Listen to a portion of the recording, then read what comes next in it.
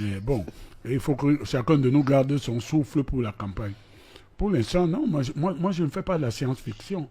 Je vous ai dit qu'il y a quelque chose de merveilleux, mais en même temps de triste, voire d'inquiétant.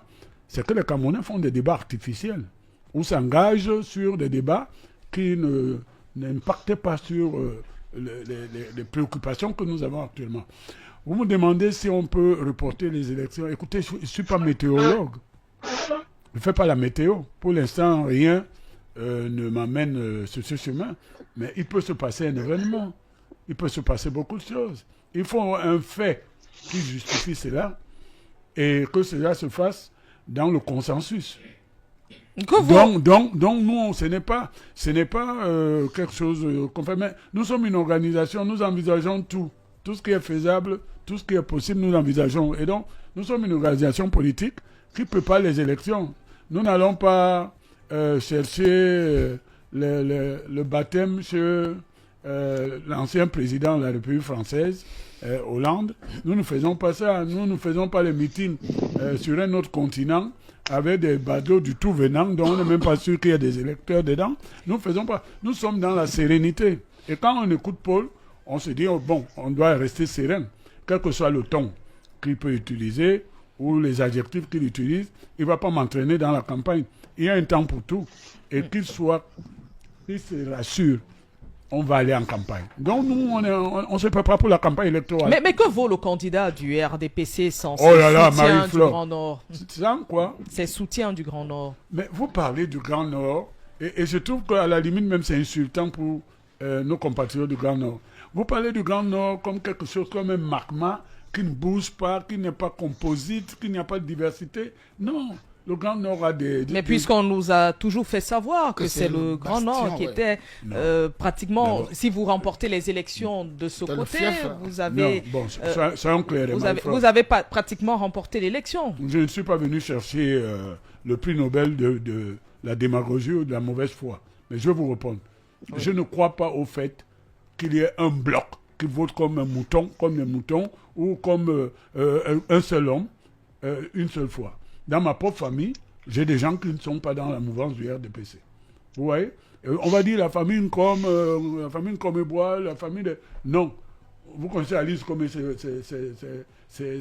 convictions. Vous connaissez Alain Ebois qui est président d'un parti politique, le MDP. Vous connaissez moi qui suis engagé dans le RDPC. Donc, je crois que c'est dans cette diversité que nous devons considérer que c'est de la bonne campagne, qu'il ne soit pas démagogique comme certains nous le proposent. Et c'est dans le respect des autres que le peuple souverain fera son choix. Donc, vous nous demandez le Grand Nord. Oui, c'est le Cameroun. Nous, on va à la conquête des voix partout. Nous sommes le seul parti implanté sur tout le territoire camerounais et à l'étranger. Nous sommes le seul.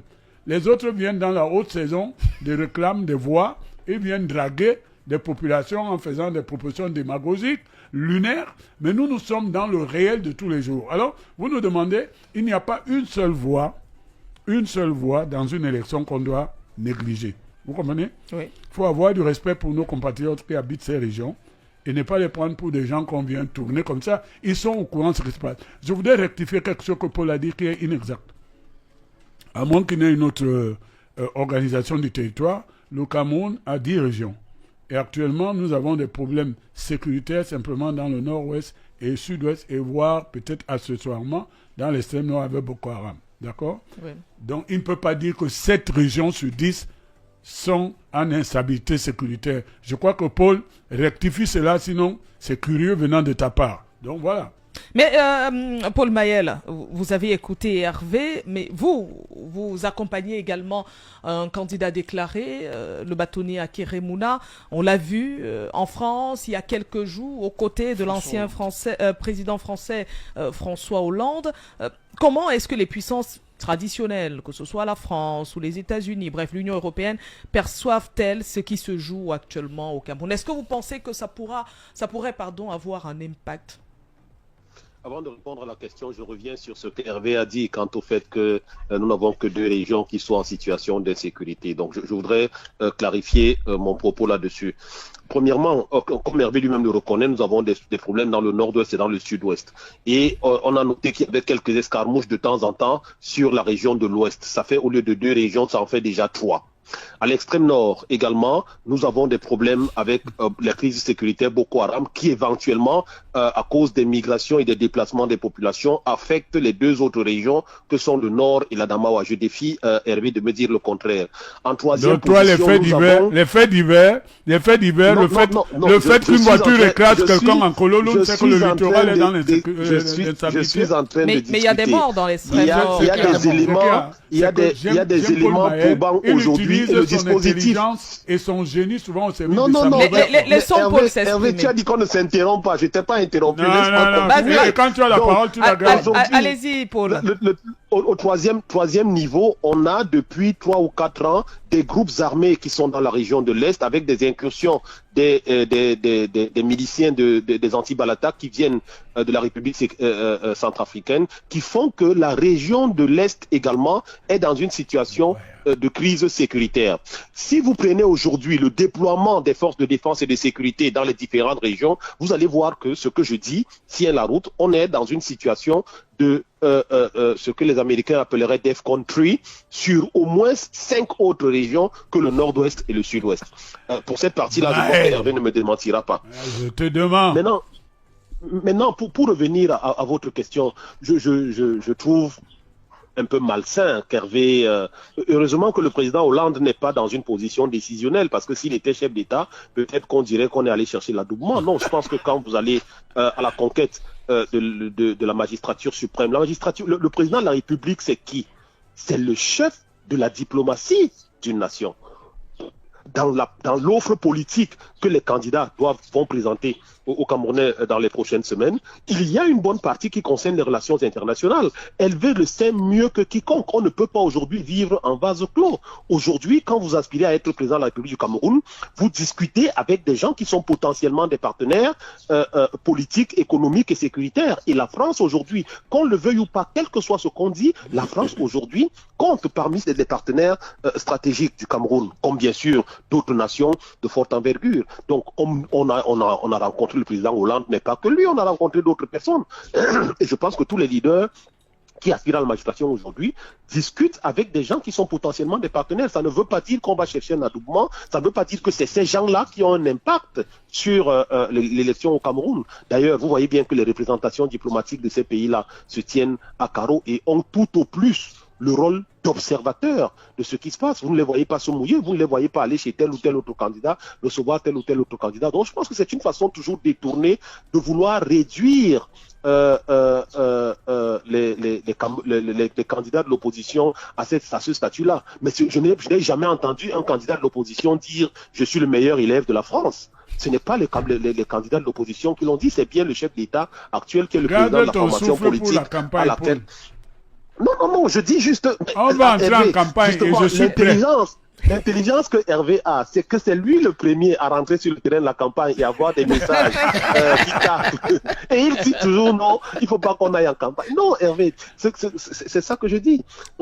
Hervé parle d'une campagne propre, dans le respect des uns et des autres. Mais on voit bien, vous voyez bien, Marie-Flore, vous êtes journaliste active, vous le voyez bien, que les partis politiques de l'opposition ont du mal à se mouvoir. Vous voyez que dès que le professeur Maurice Kamto annonce un meeting, il y a 50 escouades de gendarmerie. Et vous voyez bien que Cabral Libi a du mal à tenir même un simple congrès. Il est aujourd'hui au tribunal, il est ceci, alors que c'est une période où il devrait se consacrer exclusivement à la conquête et à la mobilisation de son électorat. Nous étions avec Akeremouna, nous étions à Makak, où le sous-préfet venir interdire une réunion dans un domicile privé, a demandé au commandant de brigade et au commissaire de sécurité publique de se saisir de M. Akeremouna et de M. Baleguen Côte. Vous avez plein de leaders de l'opposition qui n'arrivent même pas à tenir une réunion dans leur propre maison. C'est ça une campagne propre, Hervé? C'est ça une campagne où on respecte les autres? Paul. Non. Paul, tu connais ma réponse. Non, Paul, je vais te répondre. On est dans une école, tout cela doit évoluer. Nous ne pouvons pas construire la démocratie avec des contraintes ou des vents qui empêchent l'expression de la liberté. Je suis d'accord avec toi. Nous avons une administration qui doit avoir les moyens de sa mission. Et je pense qu'on ne peut pas dire qu'il n'y a pas quelque chose à faire. De ce côté, il y a quelque chose à faire. La liberté, c'est le principe. Les Voilà. interdictions doivent être l'exception et qui j'espère doivent avoir être fondées sur l'état de droit. Donc, on ne va pas débattre là-dessus. Toi et moi, nous savons que nous devons ensemble construire cet avènement de ce moment où chacun est libre de se mouvoir comme il veut. Voilà, de le construire, donc pour moi, c'est avec des hommes nouveaux, c'est avec une nouvelle vision, Ouais, c'est ça. avec un nouveau. Les hommes un nouveaux, nouveau- ce sont un les nouveau hommes nouveaux. leadership. Les hommes nouveaux, ce sont les gens qui étaient au gouvernement et qui ont rédigé même des parties, des dispositions légales qui permettent à l'administration de vous empêcher de faire vos réunions. Et pour vous, ce sont les hommes nouveaux. Mais en C'est attendant, ça. parmi ces C'est ça. personnes qui étaient au gouvernement, Hein? il y a justement Issa Tiroma Bakari, parce qu'il faut dire qu'on évoque. Il y a c'est le- aussi, il y a d'autres, hein, la voilà. liste est longue. hein. Oui, alors, non, Ah, je parle d'accord. des cas actuels. C'est Non, qui, non, c'est non, qui nous allez, amène. non. c'est- Il faut Nous aller. sommes dans Le patron l'actualité, du Hervé. MSC, Nous sommes dans l'actualité. Nous parlons de monsieur, de la c'est-à-dire gestion que de vous, monsieur quand quelque Tiroma. chose vous dérange, on n'en parle pas. Non, non, non, il faut couvrir. Nous On parlons. va entrer en campagne, Paul Maël, et on va tout dire. Pour l'instant, c'est pas encore l'heure de la campagne. On Ouais, parlait mais de dis ça, Maël. Issa Tiroma Bakari, mais on parle également de Bello Bouba Maïgari. Bello Bouba n'a Mais- pas mais- encore mais- démissionné, Maïf. Non, Ce qui me juste- gêne. Non, ce qui me gêne. C'est la raison pour laquelle vous ne m'avez pas On est laissé dans- terminer. S'il te plaît, s'il te Hervé. plaît, vas-y. Voilà, vous ne m'avez pas laissé C'est toi la terminer. directrice de l'antenne, tu J'ai- peux me virer d'ailleurs. Non. Vous avez été invité et vous avez répondu à notre invitation. Non. Nous vous en sommes reconnaissants. Hervé Manuel, Matomba a été viré d'une émission d'Elma alors qu'il ce était n'est pas le invité. cas à Balafon. Bon, non, heureusement. Alors, Issa Tiroma Bakari a officiellement annoncé sa démission. Oui. Pour le cas de Bello Bouba Maïgari, la rumeur circule, mais n'est pas confirmée. On attend demain, à la suite de Non, cette réunion du Dimanche, comité. la réunion se termine dimanche. Voilà, donc cette réunion du comité central de l'UNDP, mais on pourrait avoir des éléments demain déjà, on attend véritablement, mais ce sont des alliés du parti au pouvoir. D'autres alliés sont également là, je pense notamment Au PADEC. au PADEC, je pense à l'UPC. Et à part aussi. Hein. Voilà, est-ce part, que justement ces formations politiques qui sont dans le gouvernement, est-ce que vous ne redoutez pas un seul instant qu'elles puissent également dire on ne continue plus avec le RDPC? Non, je voudrais rassurer ceux qui nous écoutent et nous regardent. Le PADEC représenté par Je- le je- ministre, je- je pense- je pense- délégué Jean de Dieu. Et Paul le sait. Pour moi, la politique doit se faire dans la transparence. Donc, nous sommes entrés dans une période heureuse maintenant qu'on va appeler la clarification. Les masques doivent tomber. On doit savoir qui est qui. Parce que la compagnie des gens hypocrites et pas sincères est plus dangereuse que d'avoir un ennemi en face. Vous comprenez? Les tirs amis tuent plus vite que les tirs des ennemis. Vous voyez d'où la balle vient. Donc, je crois qu'on va entrer dans une période de clarification. Et comme Paul vient de le dévoiler maintenant, et pour ça, au moins, je salue sa sincérité. Il dit qu'ils sont prêts à s'associer à tout et à n'importe quoi, simplement parce qu'il faut qu'ils aillent à la conquête du pouvoir. Vous voyez? Donc, ça va être une période dangereuse pour les Camerounais, parce que on risque d'avoir, si le peuple est trompé, une association des gens qui n'ont rien à faire ensemble et qui sont simplement là pour se partager ou bien enlever le RDPC pour s'installer. Bon, donc, je crois qu'il ne faut pas s'inquiéter. Les gens sont libres d'entrer dans une association qui était la majorité présidentielle. Ceux qui veulent en sortir, ils en sortent. Et à ce moment, le peuple fera son choix dans la clarté. Ce qui est dangereux, ce serait d'avoir des gens qui croient, vous croyez avoir un partenaire, alors que le jour où il avait vous, le soir, comme ils disent, ils vont dans les réunions avec l'opposition. Et j'ai du mal, et d'ailleurs Paul doit me dire ce qu'il en pense. On a tendance au Cameroun à dire l'opposition, et on met là des gens qui sont au gouvernement. Alors, ma connaissance de la science politique est un peu malmenée, parce que vous ne pouvez pas être au gouvernement et dans l'opposition. Donc quand on dit l'opposition, Paul Maé vient de faire aussi la même chose. Vous citez l'UNDP, le FLNC et tout ça, c'est du n'importe quoi. Et c'est pour ça que la politique au Cameroun, en grande partie, est occupée par des gens qui sont plutôt des agents d'enfumage. C'est-à-dire, ils sont là pour nous brouiller. Ça vous engage? Oui, non. Parce qu'en politique, il faut être clair. Paul sait de quoi je parle, c'est un analyste. Il a été partout. Peut-on être à la fois quelque chose et son contraire? Vous ne pouvez pas être au gouvernement et être dans l'opposition. Ça peut aussi être ça, la politique, Hervé. Non, alors là, je ne sais pas ce qu'en pense Paul. Moi, je suis presbytérien. Je ne fréquente pas cela. Il est écrit dans la Bible que vous ne pouvez pas être à la fois chaud et froid.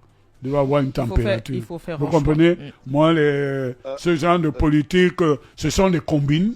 Et ce sont les gens qui, en fait, ne recherchent pas l'intérêt du peuple. Ils sont là pour la conquête des positions à la limite, je le dis et je suis respectueux, souvent sont les gens qui sont à la recherche de positions alimentaires. Il y a Paul Mayel qui voulait réagir. Oui, Paul? Oui, je voudrais réagir sur 3 points que Hervé vient d'évoquer. Le premier point, c'est que Hervé nous dit qu'il faut une élection transparente. C'est ce que nous réclamons tous, Hervé. En termes de transparence, c'est ce que tout le peuple camerounais réclame. Et la transparence commencerait par exemple par la publication de la liste nationale électorale qui est réclamée par le peuple camerounais depuis des mois. Qui est réclamée par la loi, pas le peuple. Tu as tendance à parler du peuple comme si tu avais un mandat. Non, mais le peuple se fait donc... Parce que aujourd'hui, je ne sais pas au nom de quel peuple toi tu parles. Je parle du peuple qui a confié la majorité à 72% à Paul Biya de gouverner ce pays et il le gouverne bien. Eh bien, d'accord, je suis d'accord. Je ne conteste pas. On n'est pas encore sur les questions de gouvernance. C'est toi qui as dit qu'on n'est pas encore en campagne.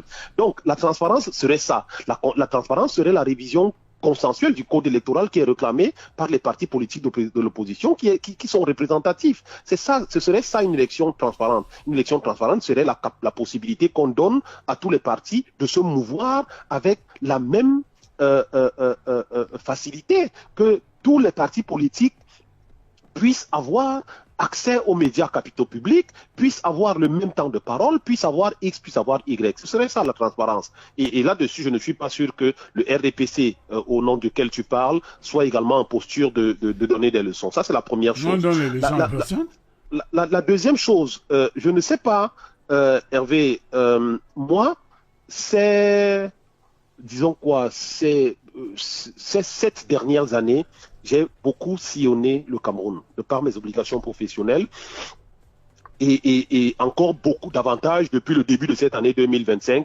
Vraiment, je suis allé dans des endroits du pays que je ne connaissais pas. Je pensais connaître le Cameroun largement. Ce que j'entends, moi, Mahel, je l'entends, c'est la clameur qui vient du peuple depuis l'élection présidentielle de 2018 et qui demande à l'opposition de se mettre ensemble. Ce n'est pas l'opposition qui a décidé qu'elle va se mettre ensemble coûte que vaille pour renverser le RDPC. C'est le peuple camerounais qui dit aux leaders de l'opposition, nous voulons le changement et nous vous demandons de vous mettre ensemble. Mais mettez-vous ensemble alors. Et de présenter une candidature. Non. Et de présenter une candidature, si ce n'est unique, tout au moins consensuel. C'est le peuple camerounais qui le réclame. Tu le sais mieux que moi, Hervé. Les chiffres en 2018, on avait 6,5 millions d'électeurs d'inscrits.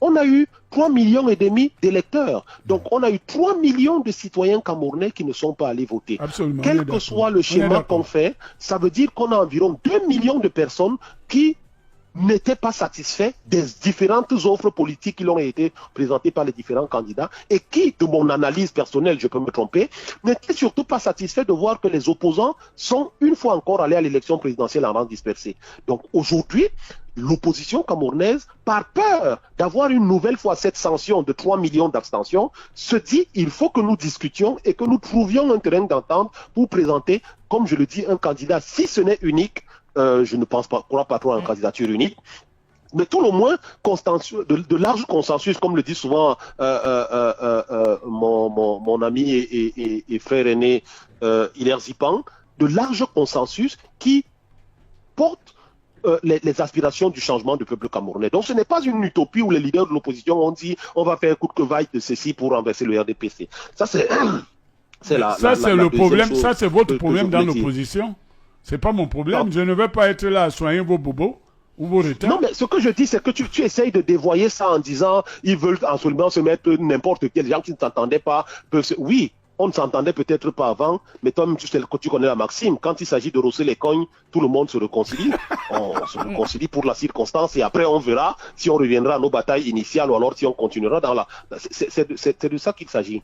Mais l'élément fondamental, Marie-Flore, que je ne voudrais pas, que les gens ont tendance à écarter, la présidentielle, en fait, le vrai enjeu de la présidentielle, c'est les municipales et les législatives de l'année prochaine. Et ce n'est pas anodin qu'on les ait reportés à après la présidentielle. Parce que c'est en fait cette échéance électorale qui décidera que le RDPC rempile et gagne ou pas, quoi qu'il arrive. Parce que vous avez bien vu l'autre jour qu'ils ont fait un teasing sur le dépôt d'un projet de loi à l'Assemblée nationale sur l'éventualité d'une candidature. Non, ce sont tes amis qui écrivent ça avec... d'un poste de vice-président. Non, c'est un teasing qui vient du RDPC. Non, arrête, Paul. Parce C'est de la qu'aujourd'hui, diffamation, ce que tu fais là. parce qu'aujourd'hui, dans ce cas, portez-moi plainte. Non, pas. Non, Tu connais nos aujourd'hui- rapports. Oui, Paul, poursuivez. Aujourd'hui, Marie-Flore, l'enjeu, le seul vrai enjeu de la présidentielle, c'est la succession du président Biya. Et cet enjeu-là, il se joue aussi bien du côté de l'opposition qu'au sein du parti RDPC. La question aujourd'hui, parce qu'ils se disent, ils sont dans les analyses à se dire que bon, vu l'âge du président, même s'il venait à gagner l'élection, est-ce qu'il terminera le mandat? Donc, il y a deux enjeux. L'enjeu, c'est celui de la succession. Est-ce que le président Biya repart ou on aura un nouveau président? Et dans les deux cas, la stabilité politique derrière, qui elle est garantie par la capacité à assurer un mandat jusqu'à la fin. Donc, Voilà et ça enfin va se l'analyse. dessiner Voilà avec les enfin élections, l'analyse les qui s'exprime. élections, avec les élections de l'année prochaine. Parce que les démissions que vous voyez, de celle du président du FSNC, toute cette mobilisation politique, c'est la conquête du Parlement l'année prochaine. Parce que celui qui a le Parlement, en fait, c'est lui qui gouverne. Oui. Et c'est ça la vraie mobilisation aujourd'hui. Et c'est la raison pour laquelle il est important que les Camerounais s'impliquent, parce que quoi qu'on arrive, tout ça, pour répondre à une question que vous avez précédemment posée, tout ça, on est en plein micmac de fin de règne. On sait que c'est fini. Quoi qu'il arrive, on sait que c'est fini. Sois patient, c'est pas encore fini. Oui, moi je dis c'est fini, Hervé. Même si je parle même sur une hypothèse qui pour moi est catastrophique. Les cimetières sont pleins de bébés qui ont été enterrés par leurs grands-parents. Il faut arrêter vos trucs là. Oui, je ne dis pas non. Moi, j'ai toujours dit une chose, Hervé. Il y a une chose que j'ai toujours dit. Pour nous, les humains, parce que nous avons comment je vais dire, la maladresse de toujours réfléchir en portant les choses à l'échéance de notre espérance de vie. 43 ans de règne, c'est beaucoup. 50 ans, c'est énorme. Okay? Mais à l'échelle de la nation, à l'échelle d'une nation comme le Cameroun, 43 ans, c'est rien. Aujourd'hui, on parle du Cameroun indépendant à plus de 60 ans. Voilà, à l'échelle de l'histoire, c'est rien du tout. Donc, même en partant sur le postulat que le président Biya rempile et ait un nouveau mandat et qu'il aille au terme de ce mandat, on est dans les derniers jours. Et vous savez qu'à l'échelle de l'histoire et à l'échelle d'une nation, une année, c'est l'équivalent d'un jour. On est dans les derniers jours de cette affaire. Donc, Hervé, vous savez que le clas a sonné, que le chant du cygne est en train de ressentir. Vous le savez, et c'est ce qui fait que j'aime bien ton flegme et ton stoïcisme, mais vous savez que c'est terminé. En attendant, le candidat du RDPC ne s'est pas encore officiellement prononcé. Merci infiniment, Paul Mayel. Merci à Hervé, puisque nous avons pu rattraper Amadou Bello et Célestin Yandal, le maire de Touboro. Merci Paul. Merci Marie-Flore, merci à Hervé. J'espère qu'on va se voir tranquillement là où il sait et qu'on va continuer nos discussions. Si Marion te l'autorise, mais en campagne, prépare-toi, repose-toi. Merci Paul. Merci Hervé, bonne journée à toi. À toi aussi. Bonne journée et bon week-end Paul. Merci Hervé Manuel Corne. Merci Marie-Flore. C'est un plaisir d'être avec toi. Tu me manques souvent. Un plaisir partagé. Même comme le procureur général Coco qui est ici représentant porte-parole de l'opposition déguisée. Nous sommes rentrés dans le temps de la clarification. Les masques vont tomber. J'ai dit aux auditeurs, aux téléspectateurs Balatron, vous me verrez souvent parce que je viens de soutenir le candidat du Rassemblement démocratique.